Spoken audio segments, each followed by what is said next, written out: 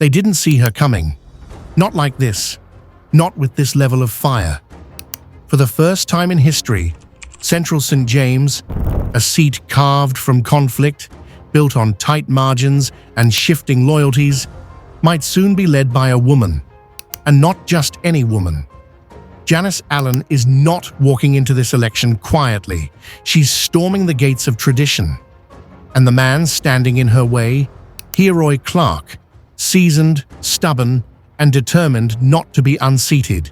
This is no ordinary contest. This is war. A war for representation.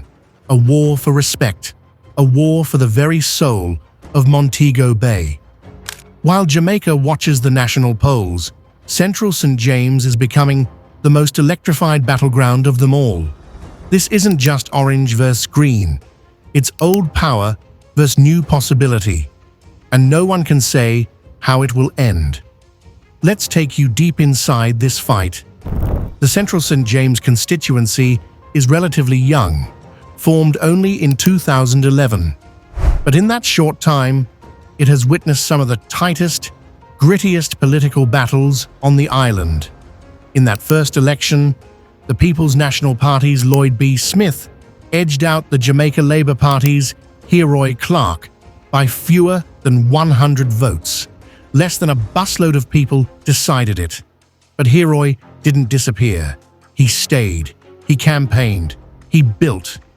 And in 2016, he came back swinging, winning the seat. He solidified his grip again in 2020. By then, many thought Clarke was untouchable. Until now, because Janice Allen isn't just another challenger. She's legacy, she's fire, and she's already rewriting the rules of engagement. Allen comes from deep political soil.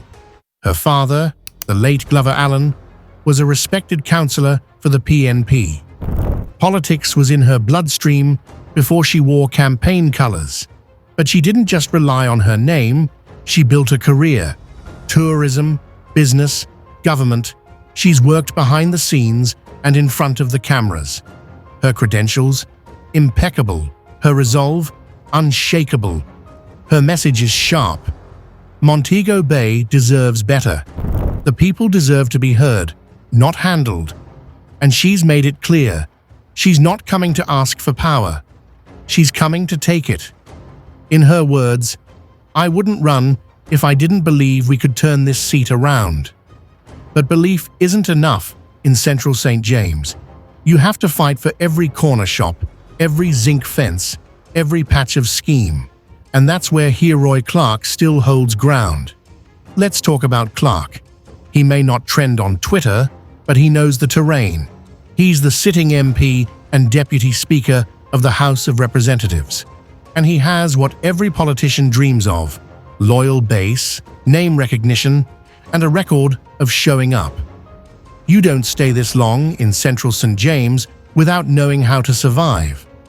His supporters describe him as dependable, hard-working, and quietly effective.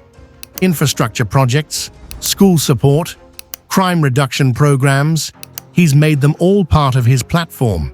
And to his credit, he hasn't just coasted. He's out there, knocking doors, holding meetings, keeping his name alive. But the game is changing, and Central St. James, once predictable, is now unpredictable. Something's happening on the ground. Women who've never voted before are showing up at meetings. Youths, tired of the same faces, are beginning to lean in. Business owners, tour operators, and community leaders are whispering a word, not often said aloud: change. Because it's not just about winning a seat anymore, it's about resetting expectations. If Janice Allen wins, it would be the first time a woman has ever represented this constituency. But it would also signal something bigger: that Central St. James is no longer playing by the old rules. This campaign is already breaking molds. Allen's rallies feel more like community revivals, full of passion, policy, and people finally feeling seen. She's focused on crime, youth opportunity, and revitalizing Montego Bay's true potential. And perhaps most importantly, she's talking directly to women, the silent majority in so many elections.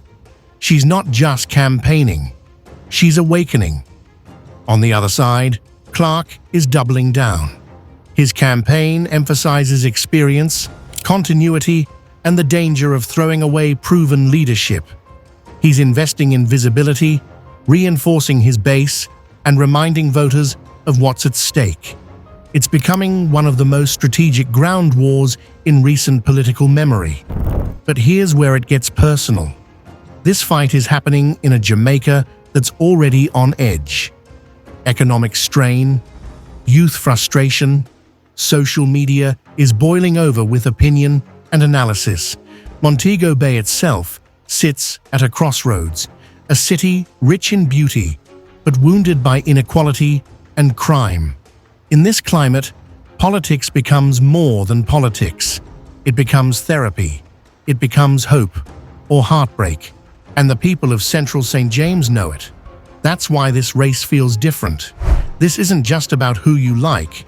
It's about who you trust when the lights go off. Who can you call when the road is flooded? Who fights for your child to get school support? That's what's being decided. And it's close. Too close to call.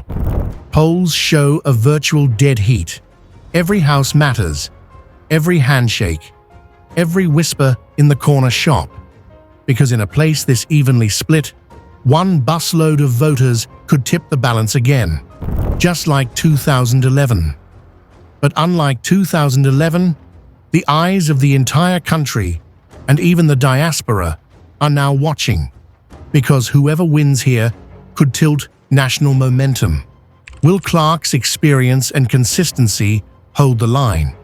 Or will Allen's passion and promise break through the barriers? Either way, history is knocking at the door of Central St. James, and the people must decide who will answer. Who do you believe should represent Central St. James as the Member of Parliament after the next election? And why? Drop your comments below. Let's hear from the people who matter most. Don't forget to like, share, and subscribe to stay ahead of every twist in this fierce political battle.